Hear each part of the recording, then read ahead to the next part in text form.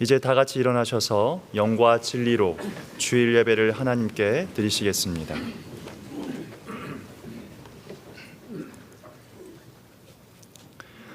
이날은 여호와께서 정하신 것이라. 이날에 우리가 즐거워하고 기뻐하리로다. 여호와여 구하옵나니 이제 구원하소서. 여호와여 우리가 구하옵나니 이제 형통하게 하소서. 아멘.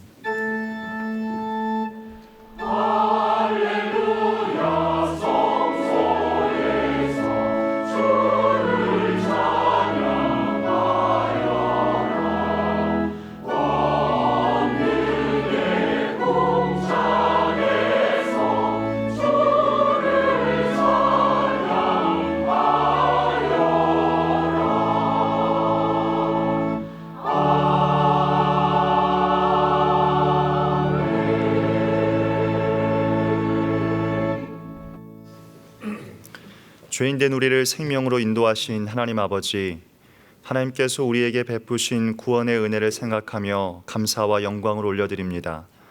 하나님께서 우리 한 사람 한 사람을 향해 베푸신 구원의 날을 매일 기억하며 주 안에서 즐거움과 기쁨으로 살게 하여 주시옵소서. 그러나 한 주간을 보내면서 하나님의 주인 되심을 거부하고 세상과 타협하는 삶을 살아가므로 주 안에서 참된 기쁨과 즐거움을 잃어버리지 않았는지 돌아보고 회개합니다. 내 안에 여전히 세상의 많은 영광과 쾌락을 추구하는 헛된 욕심이 있음을 발견합니다. 이 시간 육신의 정욕에 이끌려 살았던 우리의 허물을 고백하오니 주님의 보혈로 정결하게 씻어 주시옵소서.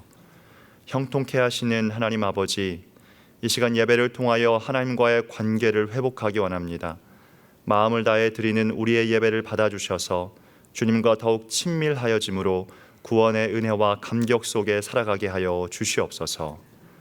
예수님의 이름으로 기도드리며 이제 우리 모두 주님께서 가르쳐 주신 기도를 감히 주님의 이름으로 담대히 드리오니, 하늘에 계신 우리 아버지여, 이름이 거룩히 여김을 받으시오며 나라의 임하옵시며 뜻이 하늘에서 이룬 것 같이 땅에서도 이루어지이다. 오늘날 우리에게 일용할 양식을 주옵시고 우리가 우리에게 죄 지은 자를 사하여 준 것 같이 우리 죄를 사하여 주옵시고 우리를 시험에 들게 하지 마옵시고 다만 악에서 구하옵소서. 대개 나라와 권세와 영광이 아버지께 영원히 있사옵나이다. 아멘.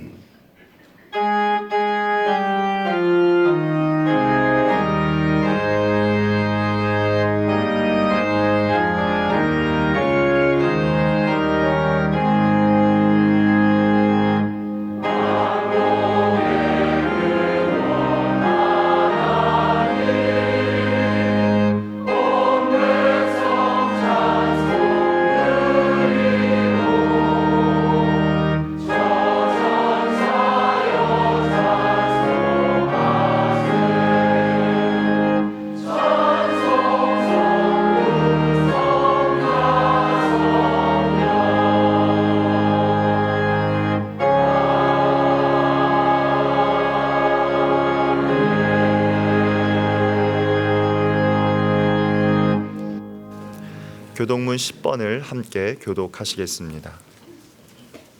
교동문 10번입니다.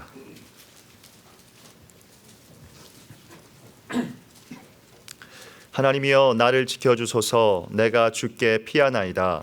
내가 여호와께 아뢰되 주는 나의 주님이시오니 주밖에는 나의 복이 없다 하였나이다. 땅에 있는 성도들은 존귀한 자들이니 나의 모든 즐거움이 그들에게 있도다. 다른 신에게 예물을 드리는 자는 괴로움이 더할 것이라. 나는 그들이 드리는 피의 전제를 드리지 아니하며 내 입술로 그 이름도 부르지 아니하리로다. 여호와는 나의 산업과 나의 잔의 소득이시니 나의 분깃을 지키시나이다. 내게 줄로 재어준 구역은 아름다운 곳에 있으며 나의 기업이 실로 아름답도다. 나를 훈계하신 여호와를 송축할지라. 밤마다 내 양심이 나를 교훈하도다.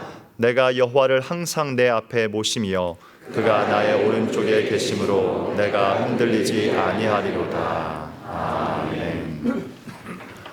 전능하사 천지를 만드신 하나님 아버지를 내가 믿사오며 그 외아들 우리 주 예수 그리스도를 믿사오니 이는 성령으로 잉태하사 동정녀 마리아에게 나시고 본디오 빌라도에게 고난을 받으사 십자가에 못 박혀 죽으시고 장사한 지 사흘 만에 죽은 자 가운데서 다시 살아나시며 하늘에 오르사 전능하신 하나님 우편에 앉아 계시다가 저리로서 산자와 죽은 자를 심판하러 오시리라.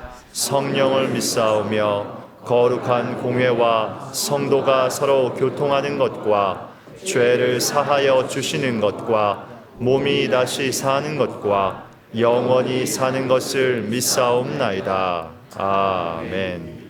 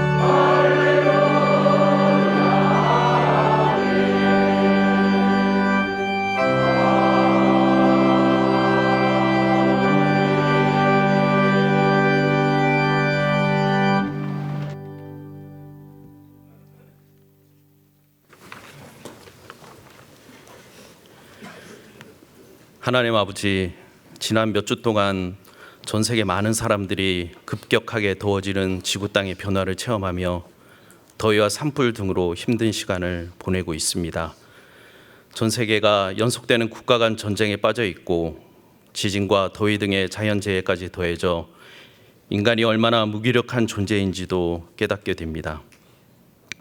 그래서 하나님 백성으로서 어떻게 살아가야 할지 많은 생각을 하게 됩니다. 저희는 하나님의 말씀이 삶의 판단 기준이 되어야 함을 목사님 설교를 통해 듣고 그렇게 살아가기를 기도하고 있습니다. 하지만 세속적인 사회 속에 살아가면서 매번 인간적인 기준으로 판단할 때가 참으로 많이 있음을 고백합니다. 남의 눈과 세상의 기준을 자의나 타의로 의식하고 나의 유불리로 판단하는 버릇이 있음도 고백합니다. 원하옵기는 저의 의사 결정의 판단 기준이 하나님의 말씀이 될 수 있도록, 그러기 위해 하나님이 원하시는 그 분별력을 가질 수 있도록 저에게 지혜를 허락해 주시옵소서. 또 오늘 이 자리에 개인적인 어려움과 고민 등을 가지고 와 있는 성도들에게도 하나님께서 말씀을 통해 힘과 지혜를 얻고 돌아갈 수 있도록 은혜 내려 주시옵소서. 저희 100주년 기념교회는 한국 기독교 100년의 신앙과 정신을 잇고 한국 기독교 200년을 향한 바른 길 닦기의 사명을 다하기 위해 창립되어 오늘에 이르고 있습니다. 100주년 기념교회가 우리나라 사회에 하나님 보시기에 모범을 보이는 교회로서의 사명을 흔들림 없이 감당하도록 저희의 삶을 인도하여 주시기를 기도드립니다. 하나님께서 바울에게 말씀의 불모지를 찾아가 이방인들에게 복음을 전하게 하신 것처럼 영화집 묘역을 방문하는 방문객들에게 이 땅에 선교사들을 보내시고 어둠에 갇혀있던 조선에 복음을 전하도록 하신 하나님의 섭리를 사명감을 가지고 나누는 100주년 기념교회 성도가 되도록 도와주시옵소서. 오늘 말씀을 전하시는 정한조 목사님에게 쉬이 지치지 않도록 성령 충만하심과 영육 간의 강건함을 허락하여 주시고, 저희는 다음 한 주 동안 하나님의 말씀에 더 다가가고 사회의 소금과 빛의 역할을 감당하기 위해 작은 것부터 실천해 나가게 하여 주시옵소서. 이 모든 말씀을 예수님의 이름으로 기도드립니다. 아멘.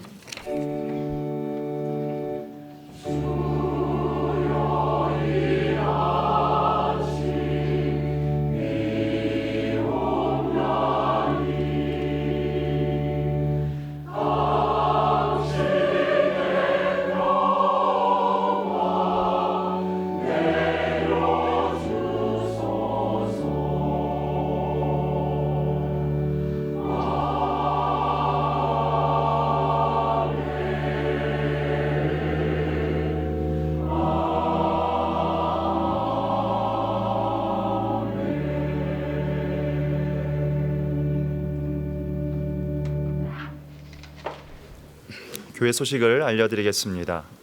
정한조 목사님이 인도하는 제32기 새신자반과 제31기 성숙자반, 제26기 사명자반이 9월 8일부터 10주 동안 매주 화요일 오후 8시와 수요일 오전 10시에 무료로 개설됩니다.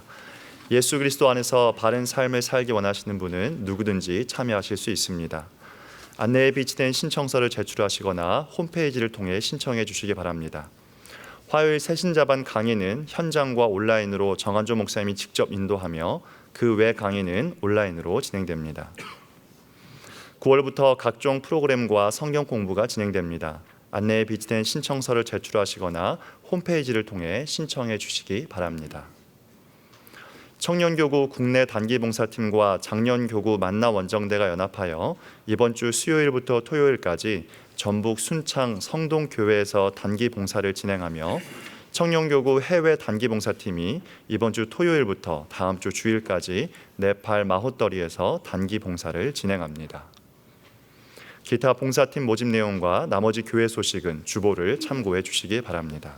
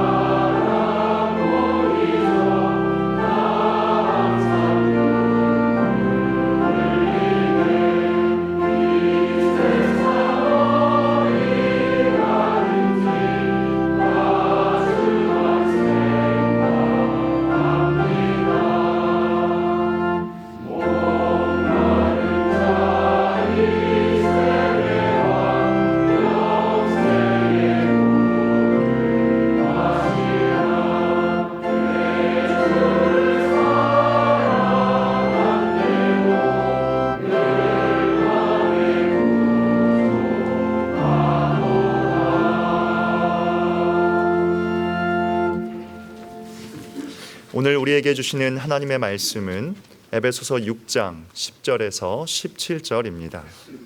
신약성경 316쪽입니다. 에베소서 6장 10절에서 17절입니다. 제가 봉독하겠습니다. 끝으로 너희가 주 안에서와 그 힘의 능력으로 강건하여지고 마귀의 관계를 능히 대적하기 위하여 하나님의 전신갑주를 입으라. 우리의 씨름은 혈과 육을 상대하는 것이 아니요 통치자들과 권세들과 이 어둠의 세상 주관자들과 하늘에 있는 악의 영들을 상대함이라. 그러므로 하나님의 전신갑주를 취하라. 이는 악한 날에 너희가 능히 대적하고 모든 일을 행한 후에 서기 위함이라. 그런즉 서서 진리로 너희 허리띠를 띠고 의의 호심경을 붙이고 평안의 복음이 준비한 것으로 신을 신고 모든 것 위에 믿음의 방패를 가지고 이로써 능히 악한 자의 모든 불화살을 소멸하고 구원의 투구와 성령의 검 곧 하나님의 말씀을 가지라. 아멘.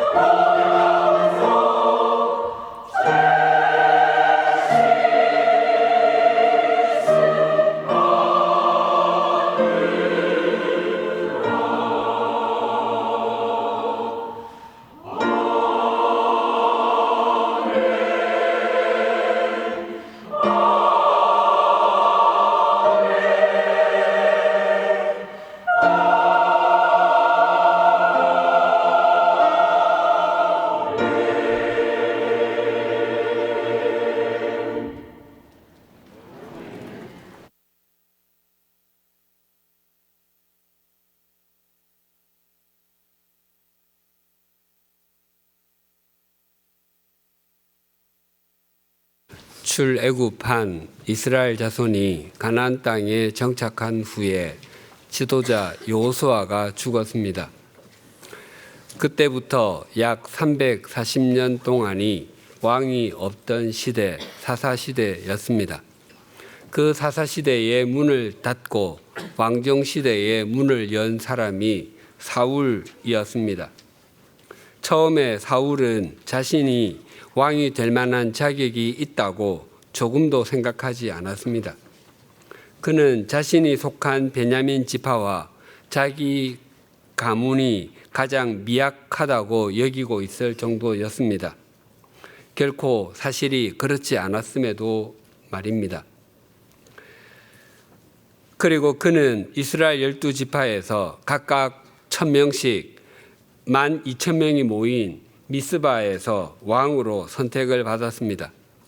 그 과정을 살펴보면 12지파 중에서 베냐민 지파가 뽑혔고 베냐민 지파 중에서는 마드리 가문이, 그 중에서는 기스의 아들 사울이 뽑혔습니다. 하지만 그때 사람들은 사울을 쉽게 찾을 수가 없었습니다. 왜냐하면 그가 짐 보따리들 사이에 숨어 있었기 때문입니다. 그런 그를 데려와서 보니 그는 다른 사람들보다 머리 하나만큼은 더 클 정도로 건장하였습니다. 그것은 사울이 다른 사람들보다 여러 면에서 우월하였다는 의미입니다. 그런데 그렇게 순수해 보였던 그가 왕이 되고 나서부터 점점 권력의 노예가 되었고 그의 신앙이 변질되기 시작했습니다. 사울 왕의 삶과 믿음이 하나님과 하나님의 말씀을 등지고 있음을 보여주는 또렷한 사건은 아말렉과의 전쟁이었습니다. 하나님께서는 사무엘 선지자를 통해서 사울 왕에게 아말렉에게 속한 것은 진멸하라라고 명하셨습니다. 사람이든 짐승이든 그 무엇에도 예외가 없다고 하셨습니다. 우리는 거룩하다가 구별하다의 의미인 것을 잘 알고 있습니다. 거룩은 세우고 살리기 위한 구별입니다. 반면에 진멸도 구별이라고 할 수 있습니다. 그러나 진멸은 징계와 심판을 위한 구별입니다. 그래서 거룩과 진멸은 모두 구별이라는 단어로 바꿀 수 있지만 그 의미는 정반대입니다. 아담과 하와 이후 사람의 죄악이 세상에 가득하고 사람이 마음으로 생각하는 모든 계획이 악한 것을 보신 하나님께서 노아 시대 때 홍수를 통해서 세상을 진멸하신 것입니다. 사울 왕이 통치하던 당시의 전쟁은 연례 행사와도 같았고 그 목적은 대부분 경제적인 것이었습니다.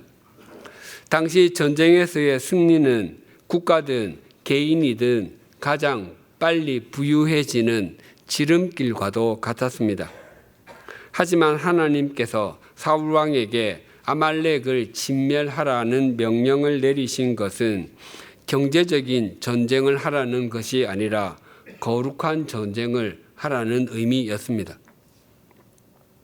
아말렉의 죄가 더 이상 기다려줄 수 없을 정도까지 이르자 하나님께서는 사울 왕을 도구로 삼으셔서 아말렉을 심판하려고 하셨던 것입니다. 하지만 사울 왕은 하나님의 말씀을 무겁게 받지 않았고 그런 그가 수행한 전쟁에 대해서 이렇게 말씀합니다. 사무엘상 15장 9절입니다. 사울과 백성이 아각과 그의 양과 소의 가장 좋은 것 또는 기름진 것과 어린 양과 모든 좋은 것을 남기고 진멸하기를 즐겨하지 아니하고 가치 없고 하찮은 것은 진멸하니라. 사울 왕은 표면적으로는 하나님의 명령에 순종하였고 전쟁에서 크게 승리하였습니다. 그래서 양질의 가축을 전리품으로 가지고 왔고 아말렉 왕 아각까지 생포했습니다. 승전한 왕에게 생포된 적국의 왕은 최고의 전리품이었습니다. 승전한 왕이 자기 백성에게 자기를 과시할 수 있는 최고의 전리품이었기 때문입니다. 사울 왕은 그렇게 많은 전리품과 아말렉 왕까지 사로잡은 자신을 아주 대견하게 생각했습니다. 또한 자신이 가장 지혜롭다고 판단하고 확신하고 있었습니다. 그래서 그는 자기를 위하여 기념비까지 세웠습니다. 사울 왕은 사무엘 선지자를 다시 만났을 때 내가 여호와의 명령을 행하였습니다라고 자랑스럽게 말했습니다. 그러자 사무엘 선지자는 그러면 내 귀에 들리는 이 양떼의 소리와 내가 듣는 소떼의 소리는 무엇입니까? 라고 물었습니다. 사울 왕은 전리품인 가축들의 소리에 정신이 팔려 정작 들어야 했을 하나님의 소리, 하나님의 말씀은 듣지 않았던 것이었습니다.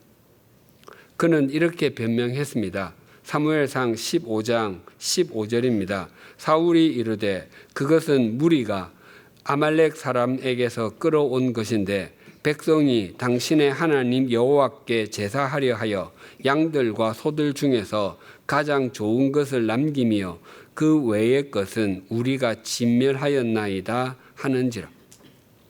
사울 왕은 자신이 가축을 남겼다고 말하지 않고 백성이 끌고 왔다고 하고 또한 당신의 하나님 여호와께 제사하려고 남겼다고 핑계를 대었습니다. 자신의 하나님은 계시지 않았습니다.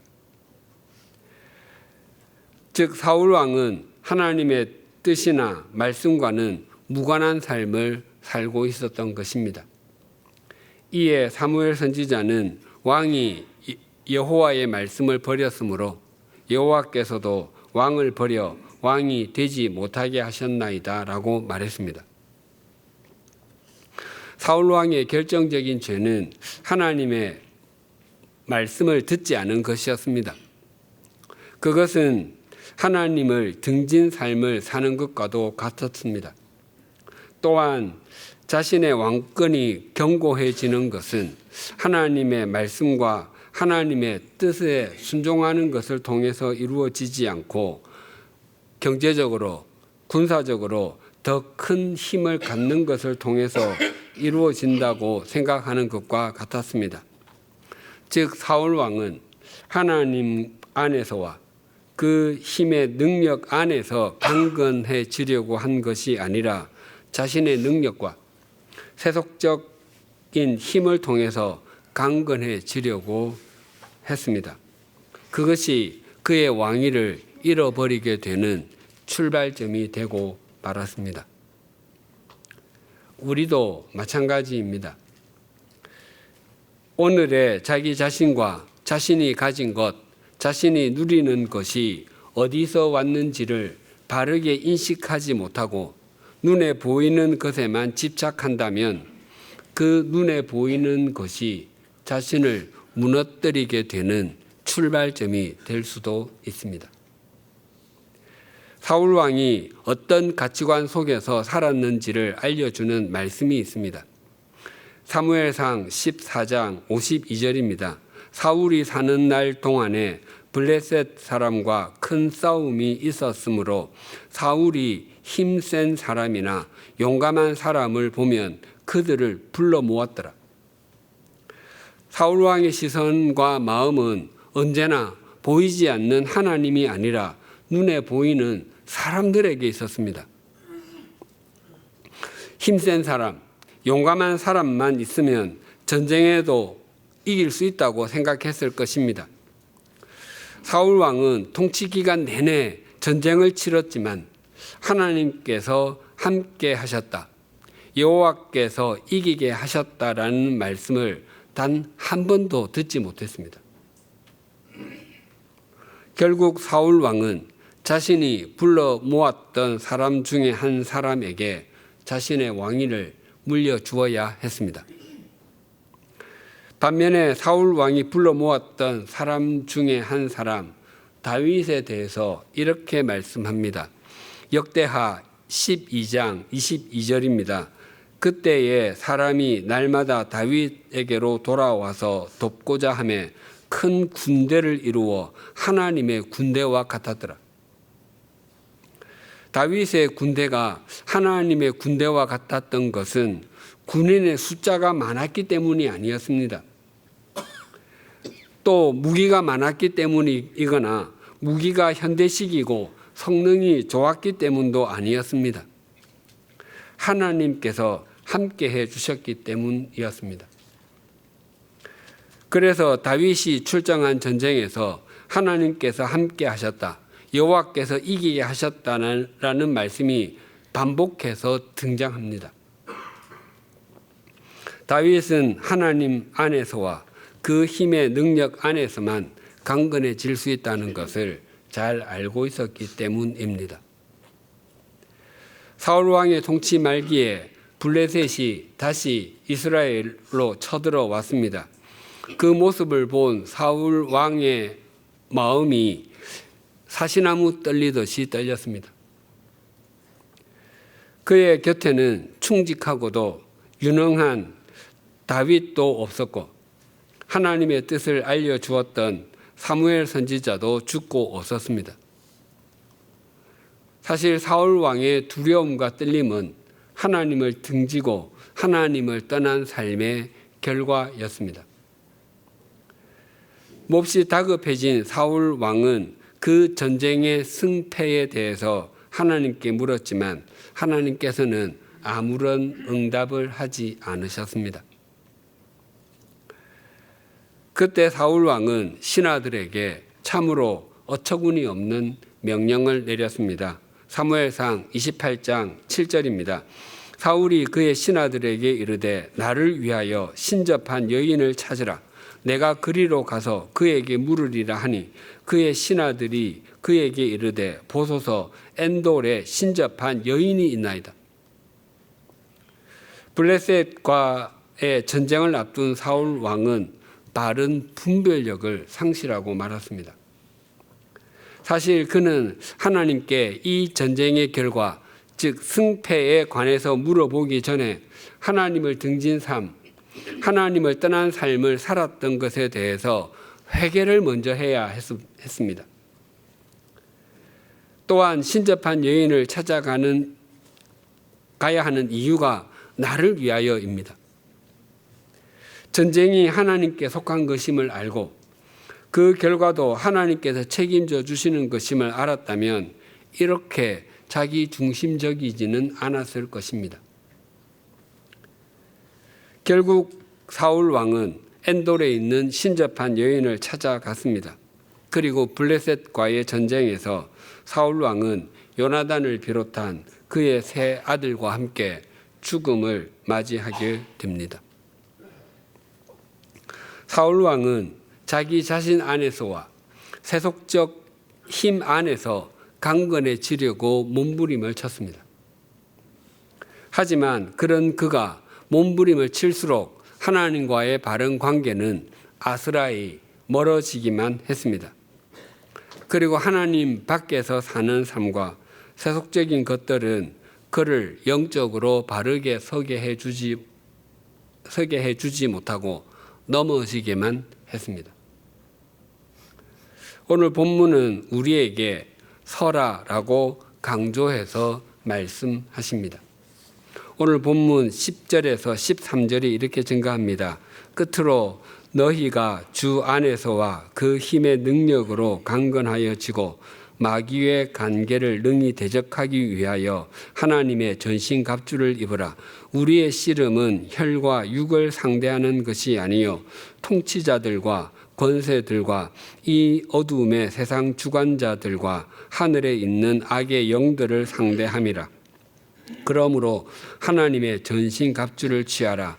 이는 악한 날에 너희가 능히 대적하고 모든 일을 행한 후에 서기 위함이라. 이 말씀에서 반복해서 나오는 헬라어 단어가 두 개가 있는데, 하나는 무엇에 대항해서를 뜻하는 전치사 프로스이고, 또 하나는 서다, 세우다를 뜻하는 동사 이스테미입니다. 우리는 마귀의 관계를 대항하기 위해서 하나님의 전신갑주를 입어야 하고, 우리의 씨름은 혈과 육에 대항하는 것이 아니라 통치자들을 대항하는 것이고, 권세자들을 대항하는 것이고, 이 어두움의 세상 주관자들을 대항하는 것이며, 하늘에 있는 악의 영들을 대항하는 것이라고 합니다. 이렇게 6번, 사실 헬라어 성경에는 7번이나 대항하다라는 단어가 나옵니다.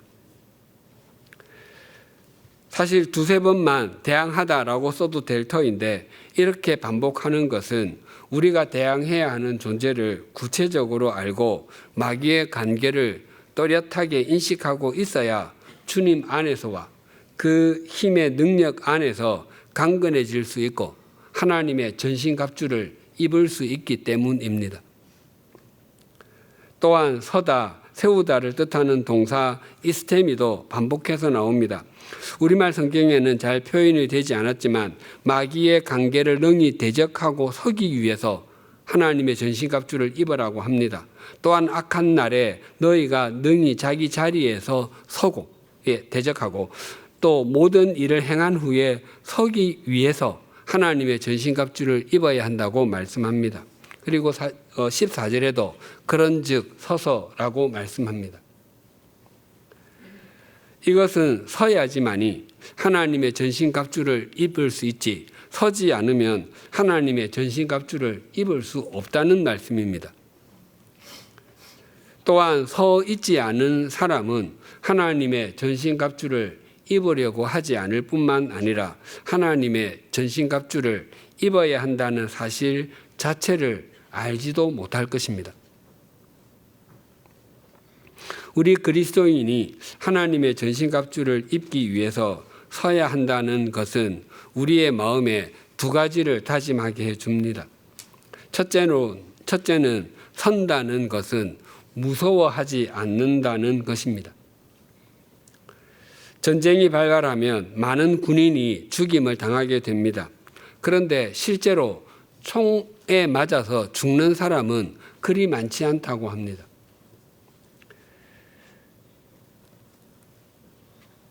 라이언 일병 구하기, 또 태극기를 휘날리며와 같은 전쟁 영화를 보면 적과 대치해서 총격전을 벌일 때 적을 조준해서 쏘는 장면들이 많이 나옵니다. 그런데 실제의 전쟁에서 적을 향해서 조준해서 총을 쏘는 군인은 그리 많지 않다고 합니다. 미국의 군인이자 군사 기자, 군 역사학자인 사무엘 마샬은 2차 세계대전과 한국 전쟁에서 미군의 전투 행동을 연구한 인물입니다. 그는 2차 세계대전 당시 미군들이 전투하면서 25% 정도만 적을 향해서 총을 쏘았다고 주장했습니다. 나머지는 방아쇠를 당기지 못했거나 공중이나 땅을 향해서 쏘는 경우가 많았다고 합니다. 실제 전쟁에서 빗발치듯 날아오는 총알 중에서 단 한 알만 맞아도 치명적인 부상을 입을 수 있고 목숨을 잃을 수도 있습니다.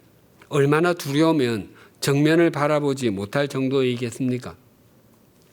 그러나 전쟁에서 승리하려면 앞에 무엇이 있는지, 적군이 어디에 있는지를 직면해야 합니다. 영적인 싸움에서도 동일합니다.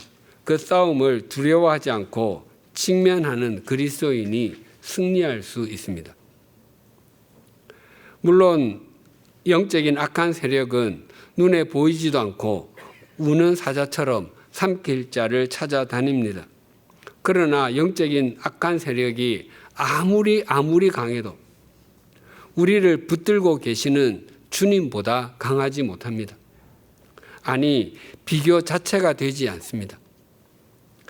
주님께서는 삼킬자를 찾기 위해서 우는 사자같이 돌아다니는 악한 세력에게 우리를 던져놓고는 알아서 생존하라고 말씀하시는 분이 결코 아니십니다.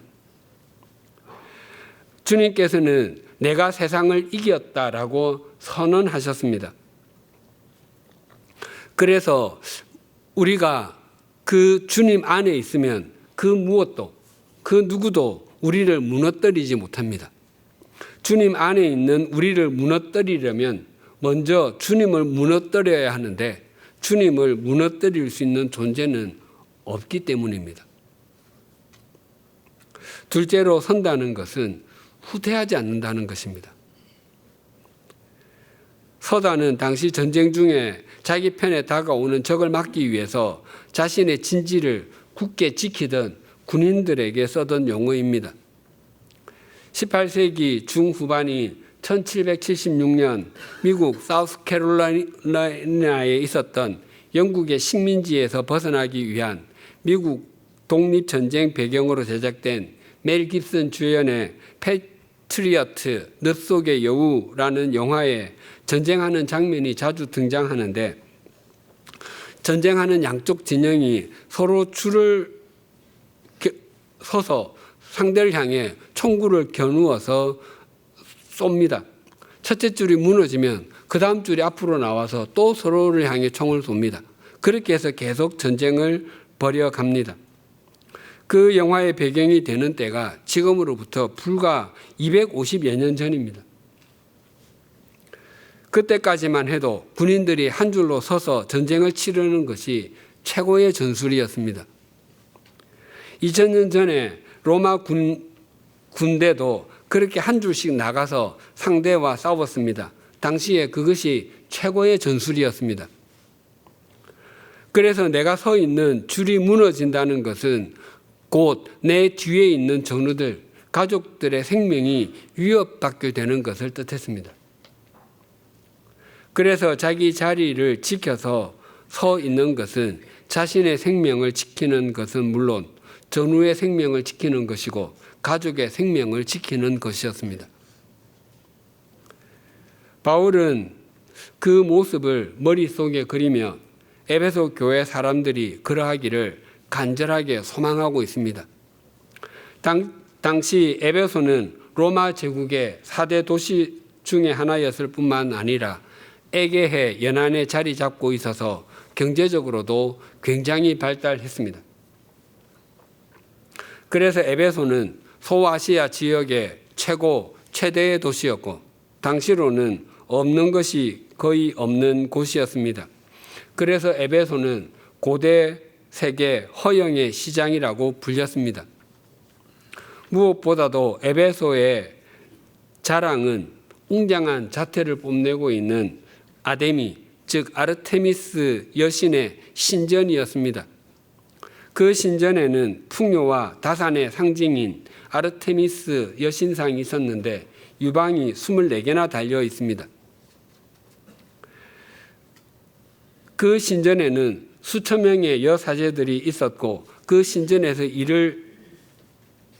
그들은 그 신전에서 일을 볼 뿐만 아니라 남자들과 성을 팔고 사는 일을 했습니다. 또한 신전의 잡일을 도맡아 하는 노예들도 셀 수 없이 많이 있었는데 그들은 신전의 노예라 불리는 것을 최고의 자랑으로 여겼습니다.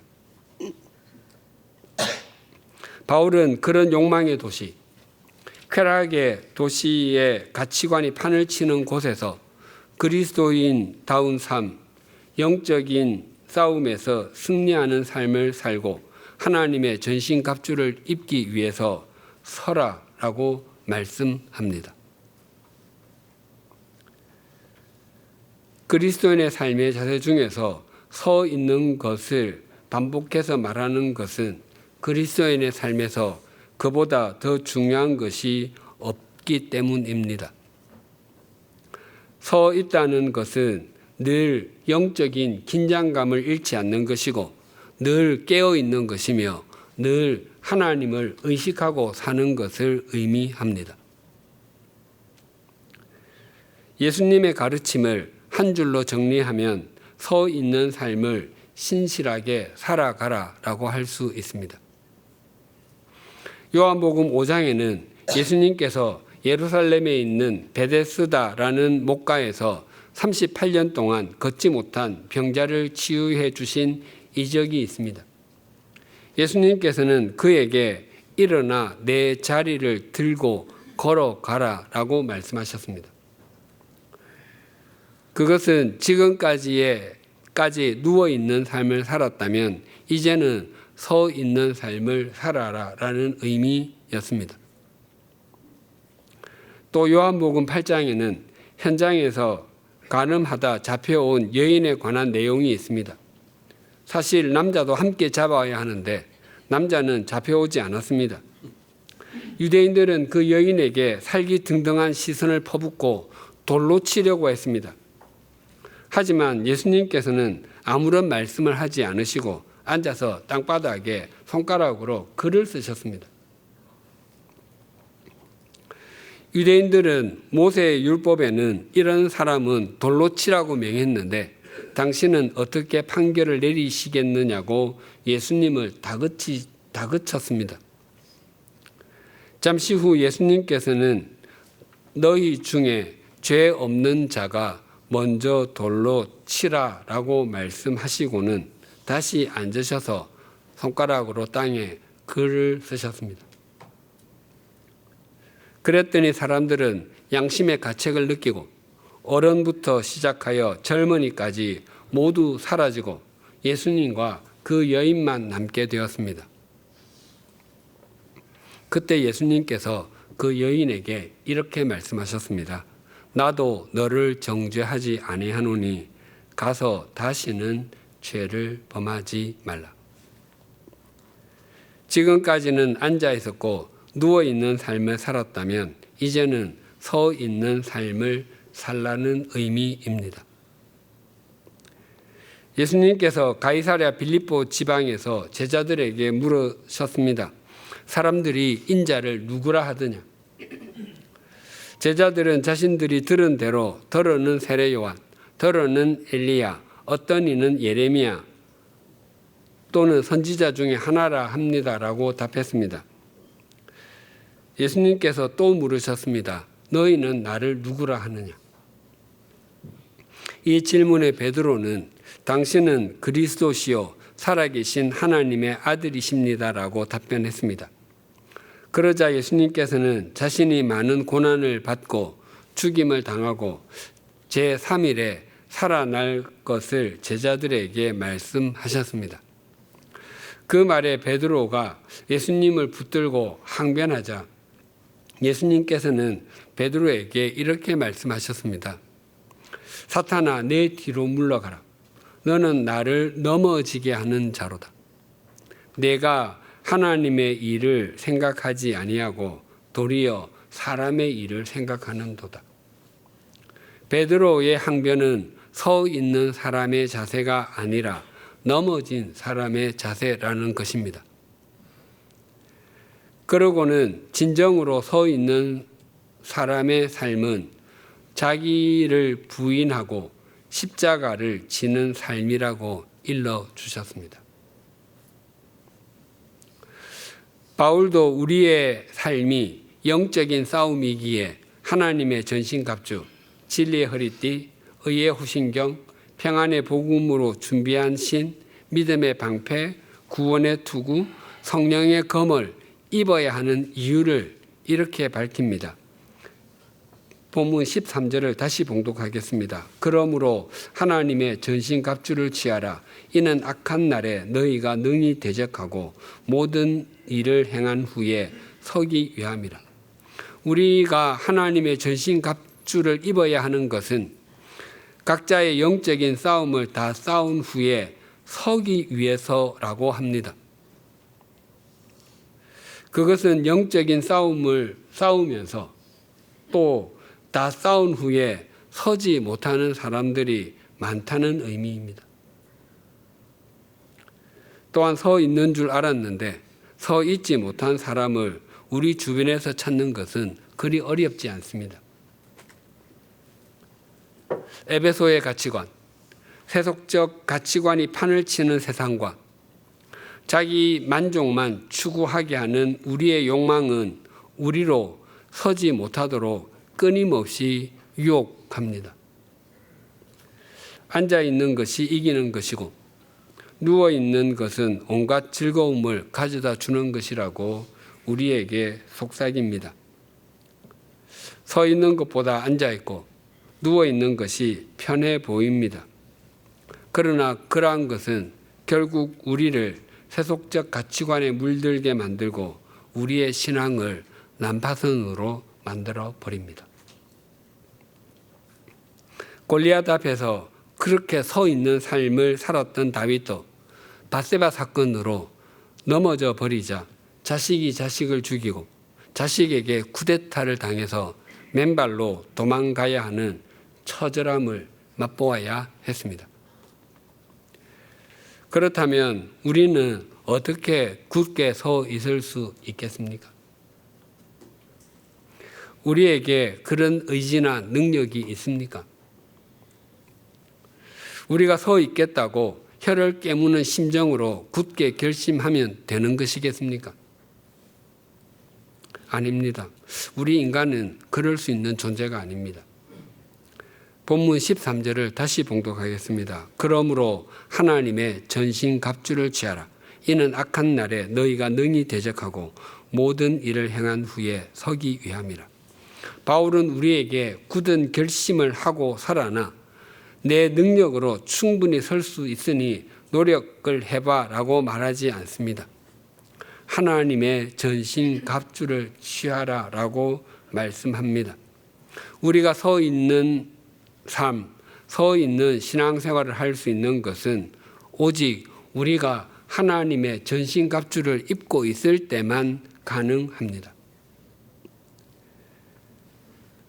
세상의 전신갑주를 입고서나 또한 자기 야망과 욕망의 전신갑주를 입고서는 우리가 서는 삶을 살아내는 것은 불가능합니다. 오직 주님만이 우리를 서 있게 해주실 수 있는 분이시고 주님은 영원히 서 계시는 분이시기 때문에 그분을 통해서만 우리도 서 있을 수 있기 때문입니다. 우리 모두 자기 삶의 자리에서 겸손하게 세속적 가치관과 욕망의 신을 벗고 하나님의 전신갑주를 입으십시다. 그리고 예배의 생활의 예배화를 실천하면서 서 있으십시다. 우리가 하나님의 전신갑주를 입고 영적 긴장감을 잃지 않고 서 있으면 우리가 어디에 있든 우리는 그곳에서 하나님의 역사의 통로가 됩니다. 그리고 그런 삶을 신실하게 살아내는 우리를 통해서 주님께서는 이 시대를 밝히고 밝혀 가실 것입니다. 기도하시겠습니다. 하나님 아버지, 하나님께서는 사울에게 이스라엘 전 역사를 통틀어 초대 왕이 되게 해주시는 특별한 은총을 베풀어 주셨습니다. 그럼에도 사울 왕은 하나님의 목소리에 순종하기보다 사람들의 목소리를 더 크게 들어 하나님을 등진 삶, 하나님을 외면하는 삶, 세속적 가치관을 따르는 삶을 살았습니다. 급기야 하나님께 매달리지 아니하고 신접한 여인을 찾아가는 어처구니 없는 일을 저지르고 말았습니다. 그가 하나님 안에서만 또한 하나님의 능력 안에서만 서 있을 수 있고 강건해질 수 있음을 망각한 채 세상적인 힘으로 자신의 능력으로 서 있으려고 하다가 그의 온 집안이 무너지고 말았습니다. 그런 사울의 삶이 우리의 믿음 생활에 반면 교사가 되게 하여 주시옵소서. 에베소 교회 사람들이 주님 안에서와 주님의 능력 안에서 강건해지며 하나님의 전신갑주를 입고 악한 날에 능히 대적하며 모든 일을 행한 후에도 서기를 바라는 바울의 마음이 바로 우리를 향한 주님의 마음인 것을 깨닫습니다.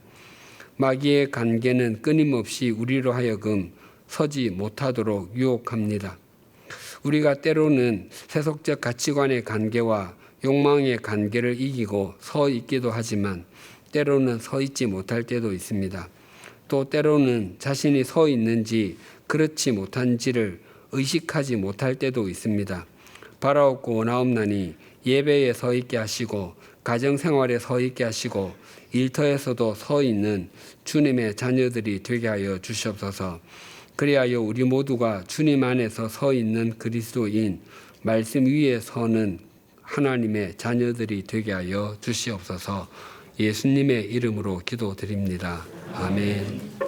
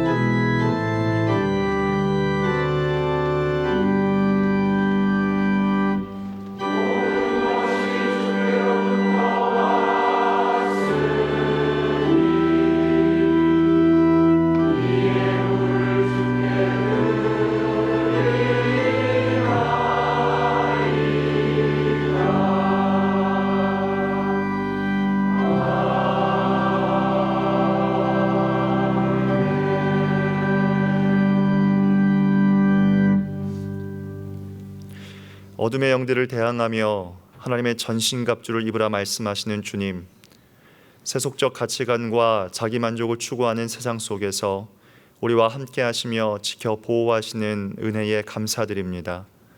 그러나 오늘 우리가 누구의 전신갑주를 입고 있는지 다시 한번 점검하며 나의 야망과 욕망의 전신갑주를 벗게 하여 주시옵소서.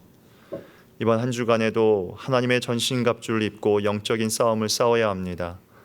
나의 힘과 능력이 아니라 주님의 전신갑주를 입고 서 있게 해주셔서 영적 긴장감을 잃지 않게 하시고 늘 승리케 하여 주시옵소서. 이 시간 모든 것이 주님의 은혜임을 알고 마음과 정성을 담아 예물을 드립니다. 이 예물을 기뻐 받아주시고 이 예물을 통해 하나님의 나라와 뜻이 이루어지게 하여 주시옵소서. 예수님의 이름으로 봉헌기도 드립니다. 아멘. 주위에 계신 분들과 인사 나누시겠습니다.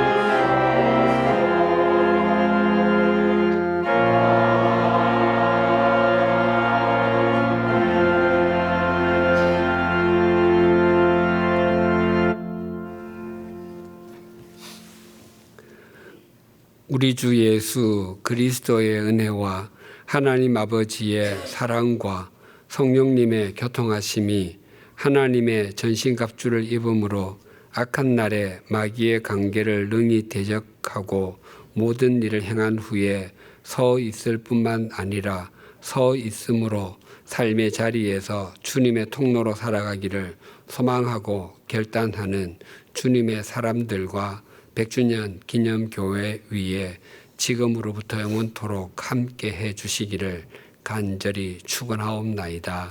아멘.